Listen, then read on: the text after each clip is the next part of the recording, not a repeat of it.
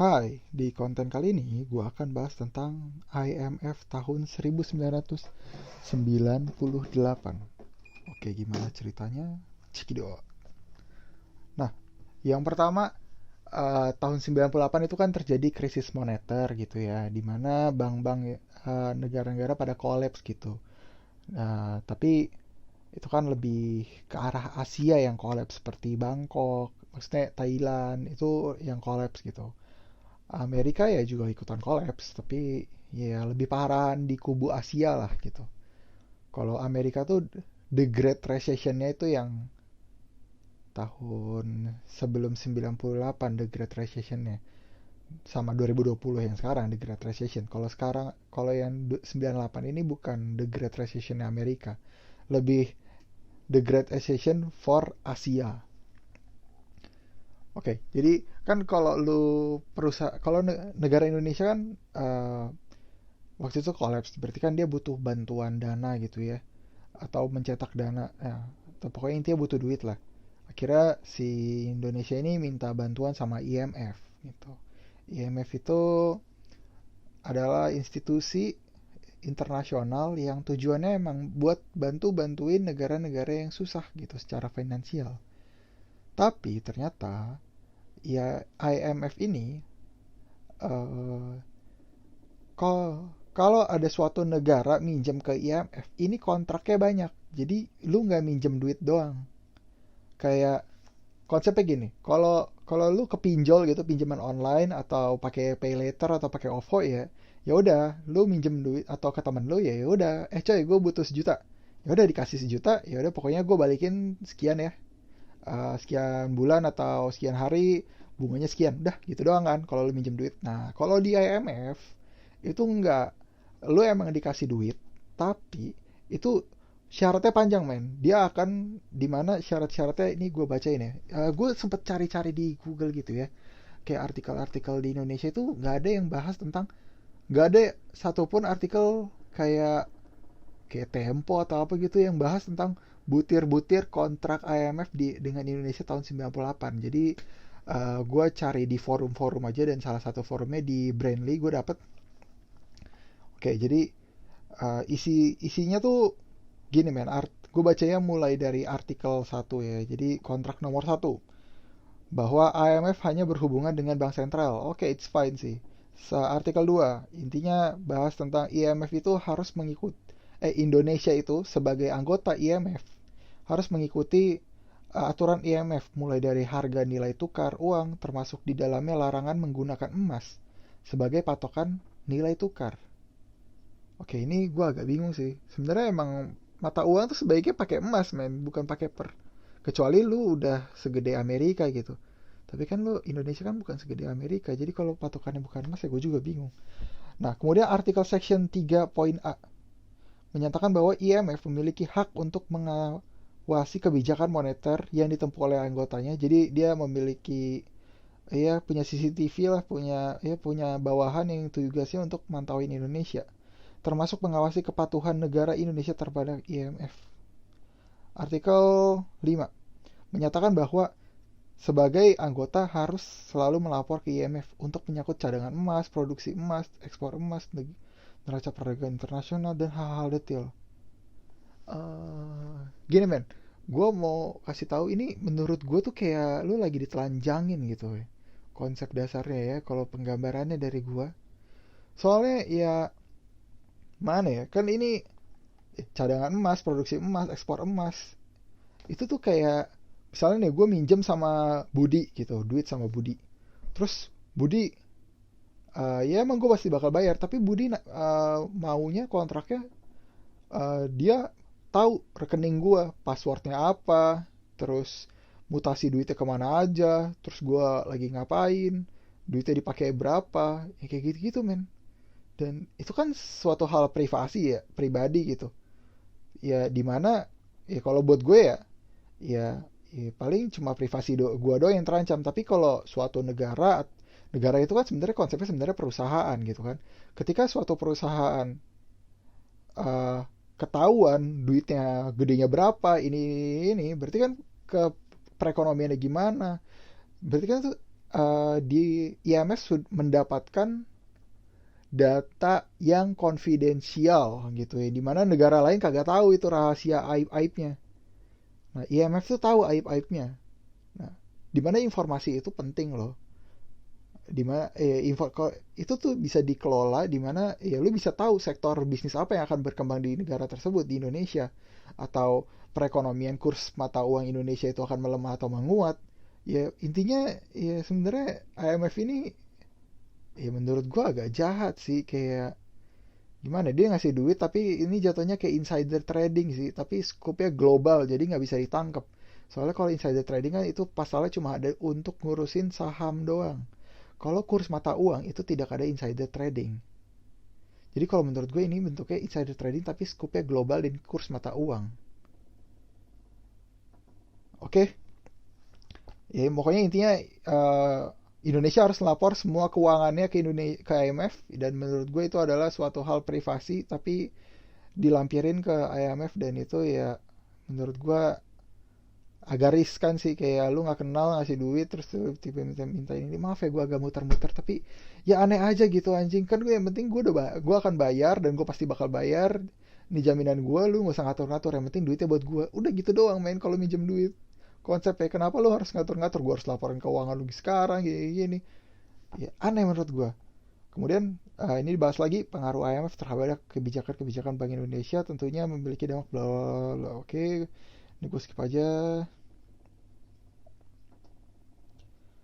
Oke, dan masih ada 50 butir lagi. Jadi itu kan tadi yang gue baca artikel cuma 1, 2, 3, 5 gitu ya. Baru 4 artikel. Dan masih ada 50 butir lagi sebenarnya. Jadi ya 4 butir aja gue udah banyak komplain gitu kan, apalagi 50 butir. Ya gue bingung sih, ini siapa yang bacain kontraknya, siapa yang ACC. Oh ya, kalau yang ACC mah gue angkat tangan dan ntar gue hilang gitu kan. Tahun 98 ya presidennya ya gitu. Nah, kalau yang baca putirnya gue gak ngerti sih kenapa emang kontraknya nggak bisa per, permudah lagi gitu ya. Menterinya ngapain sih, emosi gue, ya mohon maaf ya, tapi ya ya masa nggak ada deal yang lebih oke lagi sih. Oke, ini kan tadi gue bahas dari forum ya, sekarang gue mau bahas dari perspektif media yang mewawancarai hmm, salah satu mantan Menko, yaitu Rizal Ramli gitu. Oke, pokoknya intinya IMF akhirnya ngasih duit lah 43 billion dollar tahun 1998 gitu. Pokoknya dikasih. Nah, ketika dikasih duitnya, berarti kan IMF memiliki hak-hak untuk ngaturin perekonomian Indonesia gitu kan, mulai dari ekonomi moneternya dan macam-macamnya gitu. Dimana si IMF ini minta Indonesia untuk pertama untuk melikuidasi 16 bank. Kalau lu nggak tahu melikuidasi 16 bank, itu artinya gini aja. Banknya lu delete atau banknya lu bangkrut. Udah, itu simpelnya likuidasi. Itu konsep yang pertama. Yang kedua itu adalah naikin kurs SBI. SBI itu kayak gini loh. Kalau lu tahu kan bunga bank gitu ya, biasanya kan ada 4%-an gitu, atau bunga yang kayak depositoan gitu 11 per. Nah, dari 11% itu dinaikin, men. Setahu gue sampai 80%. Jadi lu kalau deposito bank zaman 96 itu 11% biasanya. Nah, tahun 98 itu 80%. Lu bisa cek sendiri kayak bunga deposito BCA tahun 98 itu ada sampai 80%. Oke, jadi siapa yang minta kayak dinaikin? IMF. IMF yang minta dinaikin bunga banget. Oke, jadi ini gue jelasin ya dasar-dasarnya apa gitu. Kalau dasar yang pertama, bunga bank kenapa sih dinaikin dari 11 sampai 80%? Jadi tujuannya si IMF itu bilang bahwa udah kita naikin aja bunga banknya biar orang-orang tidak panik. Biar orang-orang tuh yakin kalau dan tertarik untuk tetap ngekip atau banyak naruh duit di bank. Konsep yang pertama gitu. Jadi konsep ya, ini konsep doang. Jadi konsep sama ya konsep itu teori, teori sama lapangan itu berbeda. Ya maksud sama tujuan tertulis sama praktek kan berbeda gitu ya. Nah, ini gue bacain tertulisnya aja. Ya, pokoknya intinya bunga bank naik dari 11 sampai 80%, oke? Konsep yang kedua, dibilang bahwa 16 bank ini dibikin bangkrut aja lah, udah kita delete aja, likuidasi itu dibilangnya. Nah, yang gue bingung, ini akhirnya dampaknya ya, yang pertama, gara-gara IMF minta bunga bank dinaikin dari 11% sampai jadi 80%. Bank-bank yang ada di Indonesia kagak kuat men buat ngasih profit ke nasabah-nasabah yang naruh duit segede 80% tersebut. Atau ya 80 kurang 11 gitu kan, berarti kisaran 69. Ya, 69%. Nih, yang nggak bisa lah, gila. 60% men. 69% dalam setahun gue harus ngasih bunga lebih. Ya pokoknya intinya gue harus ngasih bunga ke nasabah gue 80% per tahun. Iya, gila aja gitu. Ya akhirnya bank-bank nggak kuat ngasih duit tersebut. Jatuhnya ya bank-bank bakar duit. Jadi dia pakai kasnya dia sendiri untuk ngasih duitnya ke nasabah-nasabahnya lah. Atau ngajuin pinjaman, dimana pinjamannya untuk bakar duit buat ngasih ke nasabah-nasabahnya. Ya intinya itu bukan hal yang sehat gitu. Akhirnya bank-bank ya pada nggak kuat. Akhirnya bank-bank pada kolaps lah. Sampai 16 bank ini harus likuidasi. Jadi ada 16 bank yang dipilih untuk dilikuidasi, dibangkrutin aja. Bank-bank kecil ya. Nah, namun, tapi kan meskipun bank itu kecil, ya tapi kan tetap itu judulnya bank. Dimana itu masih di bawah naungan negara meskipun ada yang swasta, ada yang BUMN gitu kan. Nah, alhasil orang-orang gara-gara ngelihat ada 16 bank kecil ditutup gitu, terlikuidasi, ya orang-orang pada panik lah. Anjing, si ini habis itu ini lagi bangkrut, ini lagi bangkrut. Wah, bentar lagi bank gede ini bangkrut. Akhirnya masyarakat itu pada narik deh, baik masyarakat luar negeri, dalam negeri, itu pada narik duitnya. Akhirnya ya bank-bank yang gede juga ambruk lah, nggak punya duit juga, orang semua udah pada narik duit semua. Ya bank itu berangkasnya nol men, kosong.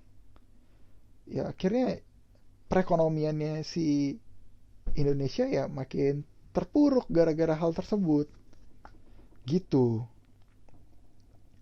Nah, ini coba gue lanjutin ya. Jadi gue baca artikelnya, ada gejolak bla bla bla. Akhirnya kan duitnya kan cair kan, 43 billion dollar. Nah, muncullah di mana duitnya itu dibagi-bagi. Akhirnya ini tuh persenannya sekian miliar atau sekian triliun buat si ini gitu. Sampai ada muncul kasus BLBI. Nanti BLBI gue akan bahas lebih lanjut di next part aja. Nah, intinya ada BLBI ini kayak bantuan likuiditas Bank Indonesia gitu lah. Pokoknya bank-bank yang duit udah nggak ada, itu dibantuin sama negara. Dikasih pinjaman yang bunganya kecil banget atau 0% gitu. Nah, ini disebutkan bahwa bantuan BLBI itu nominalnya 144 triliun. Terus dan biaya rekapitulasi dan ke bank-bank lain diinjeksi 476 triliun. Di mana 476 triliun itu 188 triliun itu ke bank swasta, 288 triliun itu ke BUMN. Oke, oke. Terus berdasarkan ya nggak cuma Rizal Ramli doang ya, even ekonom PT Samuel juga pada bilang ya IMF ini nggak bener gitu. Dan ya ini ada salah satu artikelnya gue ambil dari Tribunnews, soalnya ya gue juga cek di Tempo sih, tapi kurang apa ya, kosakatanya kurang kurang membumi menurut gue, terlalu elit. Oke, ya bunganya dinaikin ternyata dari 18% ke 80%. Terus